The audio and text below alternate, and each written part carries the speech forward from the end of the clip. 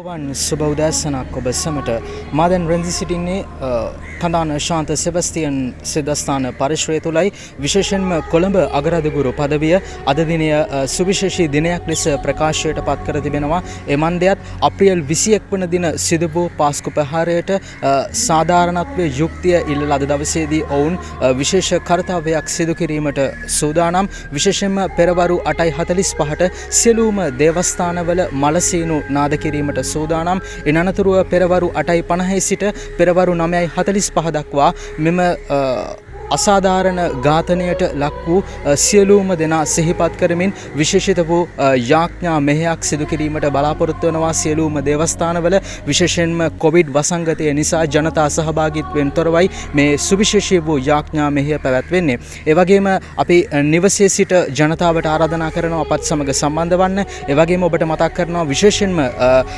කොළඹ අගරාදුගුරු පදවියේ එඬේරාණන් කාදිනල් පියතුමන් මතක් කර තිබෙනවා සියලුම නිවෙස්වල කළු කොඩි ඔසවමින් ශෝකය කනගාටුව ප්‍රකාශ කරන ලෙස එමෙන්ම අපි ඔබට ආරාධනා කරනවා අද දවසේදී අපත් සමග සම්බන්ධ වන්න. විශේෂයෙන්ම වගකිය යුතු මාධ්‍ය නාලිකාවක් විදිහට වගකිය යුතු මාධ්‍ය වෘත්තකයන් විදිහට අප මෙය දෙස ඉතාමත් දැඩිව බලාගෙන සිටිනවා. විශේෂයෙන්ම අපි බලධාරීන්ට නැවත නැවතත් කියනවා මේ අවිනීතියට සැබෑ සාධාරණත්වයේ හැකි ඉක්මනින් ඉටු කරන්න කියලා. ඉතින් කිතුරාව වෙනුවෙන් මම රන්දිම කැරවුගොඩ ශාන්ත සෙබස්තියන් සිද්ධාස්ථාන පරිශ්‍රයේ සිට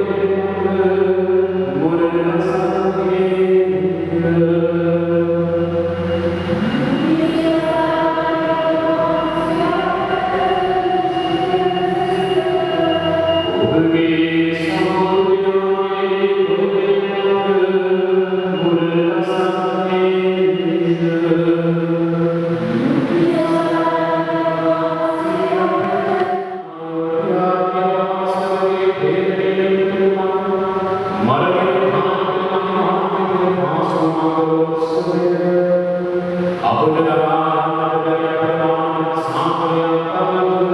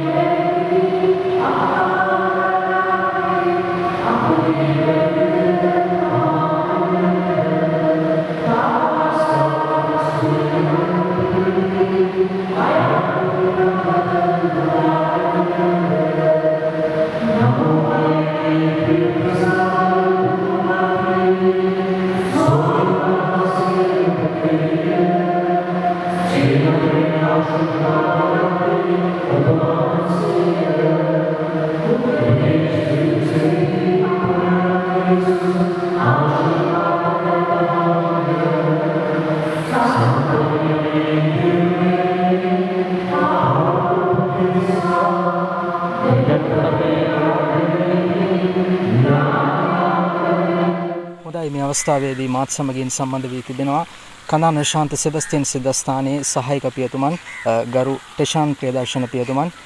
පියතුමනි මම ඔබතුමාගෙන් අහන්න කැමතියි මේ ව්‍යසනය වෙලා වසර දෙකකුත් මාස ගණනාවක් වෙනවා. සුදෝ සභාවේ සුදුතුම් පියා ඇතුළු කාදිනල්තුමන් ඇතුළු සමස්ත කතෝලික සභාව මේ ඛේදවාචකයේ නිදහස එහෙමත් නැත්නම් සාධාරණත්වයේ සොයන වෙලාවේ ඔබ නියෝජනය කරන්නේ ඒ සභාව පියතුමෙක් විදිහට මොකද්ද මේ කතෝලික ජනතාවට දෙන්න තියෙන පණිවිඩය?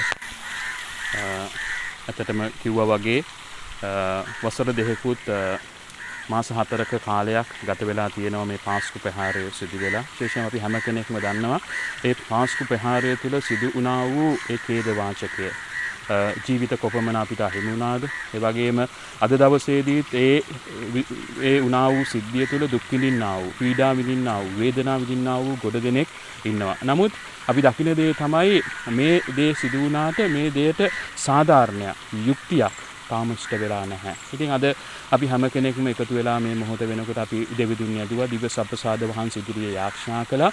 දෙවියන් වහන්සේගෙන් ඒ යුක්තිය, ඒ සාධාරණේ ඉල්ලුවා. ඉතින් දෙවියන් වහන්සේ තමයි ਸਰව සම්පූර්ණ, උන්වහන්සේ තමයි ඒ යුක්තිය, ඒ සාධාරණය අපිට දෙන්නේ. ඉතින් අපි උන්වහන්සේ ඉදිරියේ අද දවසේදී යාඥා කළේ විශේෂාකාරයෙන් ඒ යුක්තිය, ඒ සාධාරණය අපිට ඉෂ්ට කරලා දෙන්නට කියලා. විශේෂයෙන්ම අද දවසේදී මම ඔබ මේ සහෝදර හැම කෙනෙක්ගෙම ඉල්ලන්නේ අපි හැම කෙනෙක්ම යාඥා කරමු.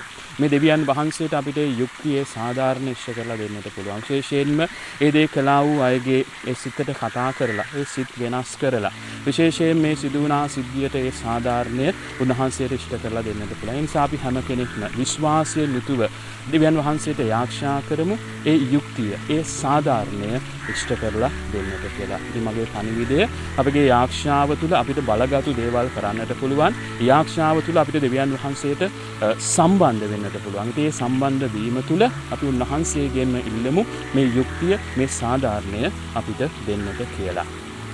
දෙහිවින් ස්තුතියි පියතුමනි අපත් සමග සම්බන්ධ වුණාට. ඉතින් අපි නැවතත් සමස්ත කතෝලික සභාව නියෝජනය කරමින් අපි බලධාරීන්ට කියනවා මේ සාධාරණ යුක්තිය හැකියික්මනින් මේ ජනතාවට ලබා දෙන්න කියලා. ඉතින් මම මේ අවස්ථාවේදී පියතුමන්ට සමුදෙනවා ජෙසබි හිටයි පියතුමනි. ඉතින් මදුශාන්ත කල්දේරා රවිදු වශයෙන් සමගින් මම රන්දිම කැරවුගොඩ කඳාන ශාන්ත සෙබස්තියන් සිද්ධාස්ථාන පරිශ්‍රයේ සිට